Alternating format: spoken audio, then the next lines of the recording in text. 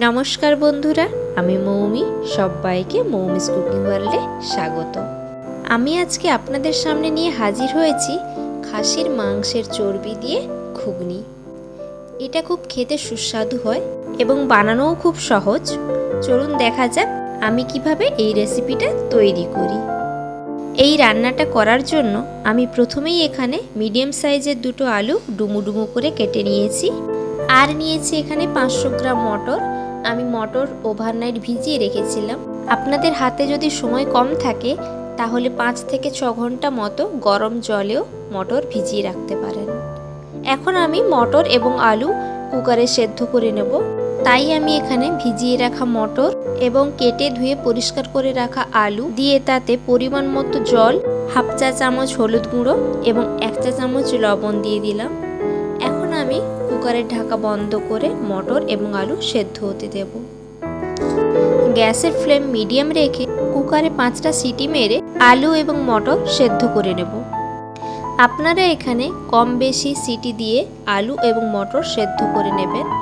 শুধু একটু খেয়াল রাখবেন মটর যাতে ভালো মতো সেদ্ধ হয় কিন্তু গলে না যায়। পর ঘুগনি রান্না করার জন্য আমি প্রথমেই কড়াই গরম করে তাতে হাফ কাপ মতো সর্ষের তেল দিয়ে তার উপর দুটো তেজপাতা, গোটা গরম মশলা এবং 1 চা চামচ রসুন বাটা দিয়েছি। প্রথমে আমি গরম তেলের ওপর রসুন বাটাটি 10 থেকে 12 সেকেন্ড মতো নেড়ে তার উপর 5 থেকে 6 চা চামচ পেঁয়াজ বাটা দিয়ে দিলাম। সব কিছুকে একসঙ্গে তেলের ওপর ভালো মতো নেড়ে নিলাম। 2 থেকে 3 মিনিট ধরে আমি এখন পেঁয়াজ তেলের ওপর ভেজে নেব। পেঁয়াজের ওপর আমি এখন হাফ চা চামচ লবণ দিয়ে দিলাম যাতে তাড়াতাড়ি পেঁয়াজ নরম হয়ে যায় এবং ভাজা হয়ে যায়। এর ওপর আমি দিয়ে দিলাম একটা টমেটো কুচি। এখন আমি সব কিছুকে একসঙ্গে আরও 30 সেকেন্ড মতো নেড়ে নেব।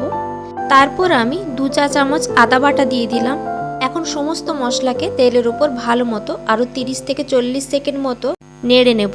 আর ওই 30 থেকে 40 সেকেন্ডের মধ্যেই আমি আলাদা একটা মশলার পেস্ট বানিয়ে নেব। মশলার পেস্ট বানানোর জন্য আমি একটা বাটিতে 1 চা চামচ হলুদ গুঁড়ো এবং 1 চা চামচ লঙ্কার গুঁড়োর সাথে কিছুটা পরিমাণ জল মিশিয়ে নিলাম এবং ওই পেস্ট আমি এখন পেঁয়াজ, আদা, রসুনের ওপর দিয়ে দিলাম। সমস্ত মশলা আমি কিছুক্ষণ ধরে কষতে থাকবো। মশলা থেকে তেল ছেড়ে দিলে মশলার ওপর খাসির চর্বি দিয়ে দেব। আমি এখানে 200 গ্রাম খাসির চর্বি কেটে ধুয়ে পরিষ্কার করে তাতে নুন হলুদ মাখিয়ে রেখেছিলাম, সেটা আমি এখন দিয়ে দিলাম। আপনারা যে যেমন খাবেন তেমন পরিমাপে খাসির চর্বি নিয়ে নেবেন। চর্বি এখন আমি মশলার ওপর দিয়ে ভালো মতো কষিয়ে নেব। খাসির চর্বি আমি মশলার ওপর বেশ কিছুক্ষণ ধরেই কষাবো, যতক্ষণ না পর্যন্ত তেল ছাড়ে। পুরো মশলাটাই আমি মিডিয়াম টু লো ফ্লেমে কষিয়ে নেব। এখন মশলা থেকে তেল ছেড়ে দিয়েছে, আমি সেদ্ধ করা আলু এবং মটর এর সঙ্গে দিয়ে দিলাম। সব কিছুকে ভালো মতো নেড়ে আমি এখানে পরিমাণ মতো গরম জল দিয়ে দেব। রান্নাতে যদি আমরা গরম জল ব্যবহার করি তাতে টেস্ট ভালো হয়, তাই জন্য আমি এখানে গরম জল দিয়েছি। এখন আমি 10 থেকে 12 মিনিট মতো মিডিয়াম টু লো ফ্লেমে রান্নাটি হতে দেব।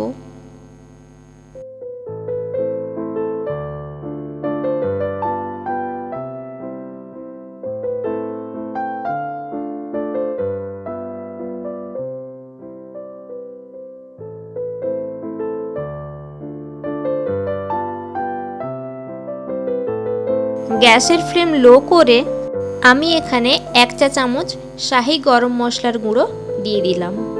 সব কিছু একসঙ্গে ভালো মতো নেড়ে 2 থেকে 3 মিনিট লো ফ্লেমে আবারও রান্নাটি হতে দেব।